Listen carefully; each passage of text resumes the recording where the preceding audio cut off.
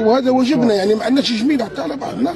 هذه بلادنا حبينا ولا كرهنا، بلادنا حاسدين عليها في الداخل وفي الخارج، في الداخل وفي الخارج. دونك حنا لازم نفيقوا، حنا لازم نفيقوا ونتولوا الحوايج الكل. الناس اللي متربصه بينا، الناس اللي تخلص في الدراهم، هاك هب الجزائر، هاك دير مشاكل الجزائر. اللي راهم يجيبوا في عائلات يدخلوا فيهم الجنوب الجزائر ويزوجوا في جزائريات افارقه، يزوجوا في جزائريات بيخلقوا لنا واحد الجيل.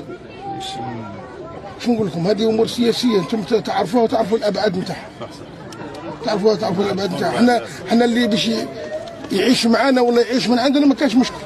من بكري الجزائر خزينه اوروبا وخزينه العالم، اللي باغي كاش ولايه ولا قلت لها دوله من الدول تعيش فينا الكل ياكلوا من عندنا. اللي يجيبنا حاجه يجيبوا لنا غير في السموم، ما كانش اللي يجيب لنا في حاجه اللي تنفع البلاد. ولكن احنا نحافظوا على بلادنا.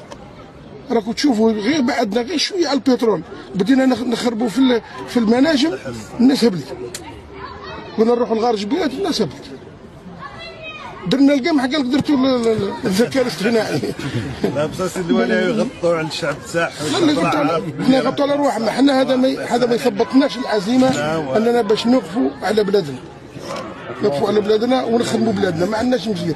ما نكذبوش، كاين النقائص، كاين كذا، كاين تقاعس.